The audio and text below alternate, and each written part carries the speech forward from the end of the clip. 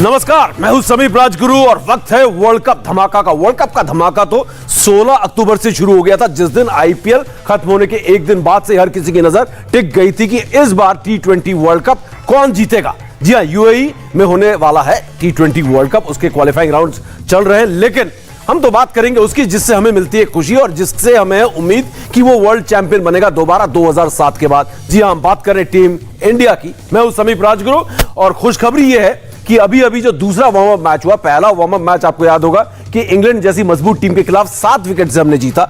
चिंता है, कुछ सवाल भी है उस मैच से, उस पर भी हम चर्चा करेंगे। लेकिन अब से कुछ देर पहले ऑस्ट्रेलिया जैसी एक और मजबूत टीम को रौंद दिया है टीम इंडिया ने। 9 विकेट से उनके खिलाफ जीत दर्ज की। और जहां तक बात है ऑस्ट्रेलिया की, ऑस्ट्रेलिया के अगर आप इनिंग्स को देखेंगे तो खड़े होने का मौका ही नहीं दिया। खासकर अगर हम बात करें हैरन फिंच और वार्नर की जोड़ी को, पहले बल्लेबाजी वो कर रहे थे, उनको हमारे स्पिनर्स ने वहां पर टिकने का मौका भी नहीं दिया, अपना कहीं ना कहीं अगर कहीं डबल डिजिट में पहुंचने का मौका नहीं दिया। और उसके बाद लगातार ऑस्ट्रेलिया की टीम संघर्ष करती रही और तारीफ करनी होगी यहां पर कि स्टीव स्मिथ आए, अर्धशतक जड़ा और मैक्सवेल ने कमाल किया और उसके बाद स्टॉइनिस ने, जिन्होंने 25 गेंदों में 41 रन जड़े। लेकिन इंतजार किसका था? विराट कोहली का बल्ला पहले मैच में नहीं चला था और रोहित शर्मा खेले नहीं थे। इस मुकाबले में रोहित शर्मा कप्तान थे और बल्लेबाजी करने उतरे तो हर किसी की नजर थी कि हिटमैन कैसा कमाल करेंगे। और हिटमैन ने ताबड़तोड़ बल्लेबाजी की। क्या ताबड़तोड़ बल्लेबाजी! 40 गेंदों में 60 रन बनाए और उन्होंने 5 चौके और 3 छक्के जड़े। तो ऐसे में ये तो तय हो गया कि रोहित शर्मा का जो आईपीएल का फॉर्म दिख रहा था, जो ठंडा दिख रहा था उनका फॉर्म, लय में नहीं नजर आ रहे थे इंग्लैंड से लौटने के बाद, अब लगता है कि रोहित शर्मा हिटमैन जो है पूरी तरीके से फॉर्म में आ गए हैं। स्कोर कार्ड हमारे सामने, 60 गेंदों में, माफ कीजिए 41 गेंदों में 60 रन नाबाद, नो डाउट, और 5 चौके 3 छक्के और करीब 150 का स्ट्राइक रेट। वाह भाई वाह! ये होती है ना बल्लेबाजी, इससे बढ़ता है हौसला। क्योंकि हौसला जो है कहीं ना कहीं थोड़ा सा हमारा कम हो रहा था क्योंकि विराट कोहली के बल्ले से रन नहीं निकल रहा था। लेकिन फिलहाल मेरे सहयोगी अंकन भी मेरे साथ जुड़े हुए हैं। और दूसरे मैच में अगर केएल राहुल का प्रदर्शन देखें, पहले मैच में केएल राहुल ने ताबड़तोड़ अर्धशतक जड़ा था, 51 रन बनाकर आउट हुए थे।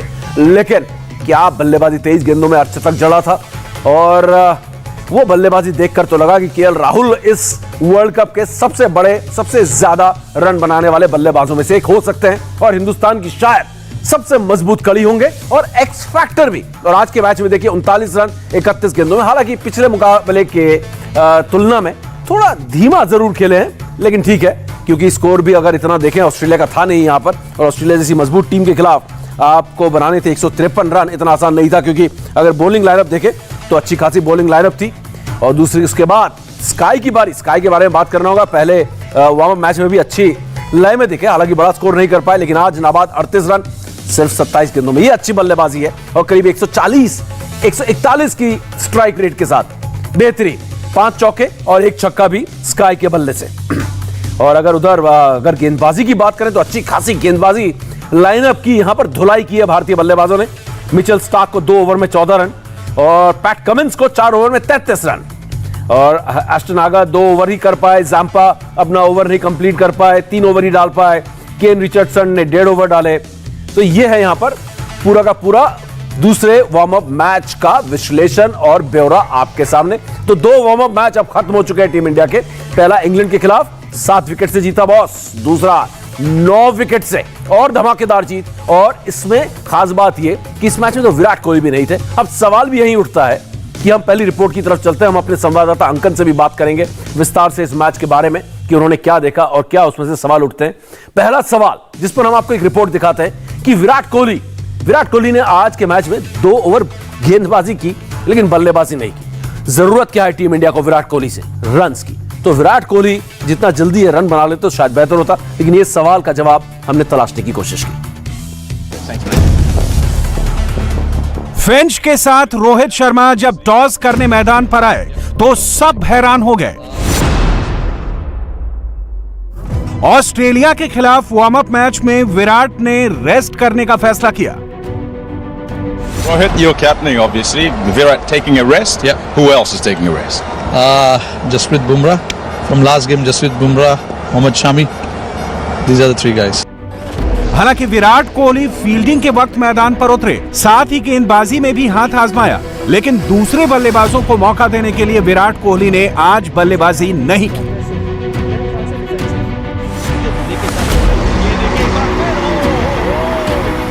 टीम इंडिया का सबसे बड़ा खिलाड़ी, भारतीय टीम का सबसे बड़ा बल्लेबाज, जिसके बल्ले से टीम इंडिया की जीत और हार तय होती है, अगर वो खिलाड़ी वार्म अप मैच से रेस्ट ले तो सवाल उठेंगे, वो भी तब जब पहला वार्म अप मैच विराट के लिए अच्छा नहीं रहा। इंग्लैंड के खिलाफ पहले वार्म अप मैच में विराट ने 13 गेंदों में 11 रन बनाए। बड़ी बात यह रही कि इस दौरान विराट के बल्ले से कोई बाउंड्री नहीं निकली। विराट के फॉर्म पर T20 वर्ल्ड कप में टीम इंडिया की किस्मत जुड़ी हुई है। अगर विराट अपने पुराने तेवर में होंगे तो टीम इंडिया के लिए आगे की राह आसान करेंगे, क्योंकि टीम इंडिया के सामने पहला ही मुकाबला पाकिस्तान से है, जिसमें मिली जीत भारतीय टीम को सीधे प्री क्वार्टर फाइनल में एंट्री दिला देगी।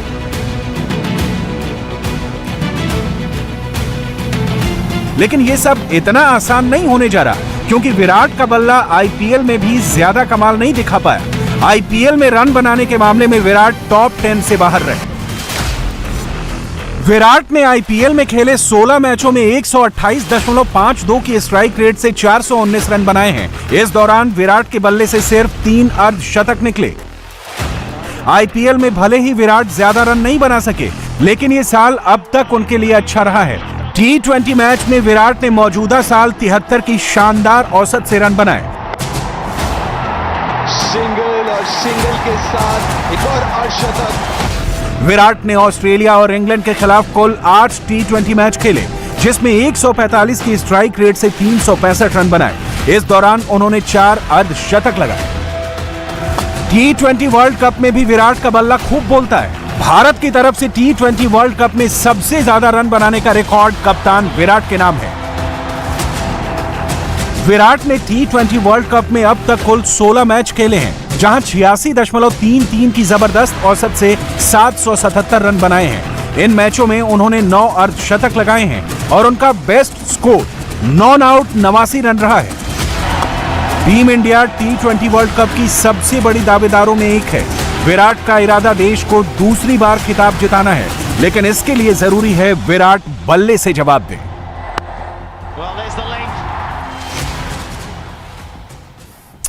विराट कोहली टीम इंडिया का कप्तान और आखिरी वर्ल्ड कप और आखिरी बार T20 में कप्तानी करते हुए टीम इंडिया के लिए, और ये आखिरी वर्ल्ड कप है। उसके बाद हमें नया कप्तान मिलेगा हिंदुस्तान को। कौन कप्तान होगा ये वक्त नहीं उस बारे में बात करने का। वक्त है इस वक्त विराट कोहली के बल्ले से रनों की बात करने का। विराट के बल्ले से टीम इंडिया को पहली आईसीसी ट्रॉफी हिंदुस्तान लाने की बात करने का। और अगर बात करें, अगर T20 वर्ल्ड कप की बात करें तो विराट कोहली सबसे ज्यादा रन बनाने वाले बल्लेबाज हैं हिंदुस्तान की तरफ से। 777 रन उन्होंने बनाए, उससे कम बनाए हैं रोहित शर्मा ने और युवराज सिंह है तीसरे नंबर पर। तो टॉप 3 की अगर बात करें हिंदुस्तान की जिन्होंने T20 वर्ल्ड कप में सबसे ज्यादा रन बनाए, तो विराट कोहली सबसे ऊपर है। लेकिन जरूरी यह है कि विराट कोहली के अगर हम आईपीएल के पूरे बल्लेबाजी को देखें, 400 से ज्यादा रन, लेकिन अगर उनके 3 अर्धशतकों को देखें तो लगभग रन बॉल।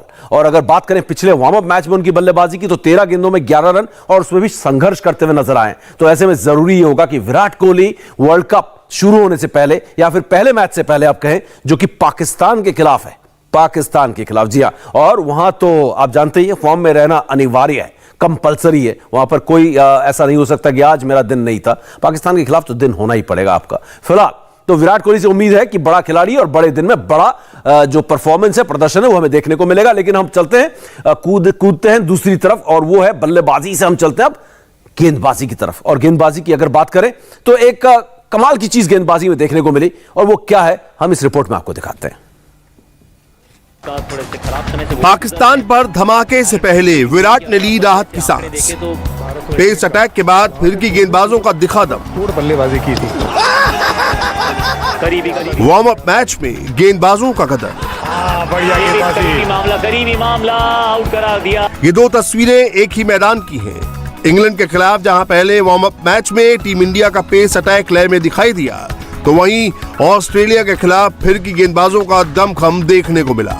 24 अक्टूबर को टीम इंडिया जब पाकिस्तान से भिड़ेगी, तो कप्तान विराट कोहली अपनी गेंदबाजी कॉम्बिनेशन को लेकर टेंशन में दिखाई नहीं देंगे। हम आपको बताना चाहेंगे कि वार्म अप मैच में भारत के गेंदबाजी डिपार्टमेंट ने उम्मीदों पर खरा उतरने की कोशिश की है।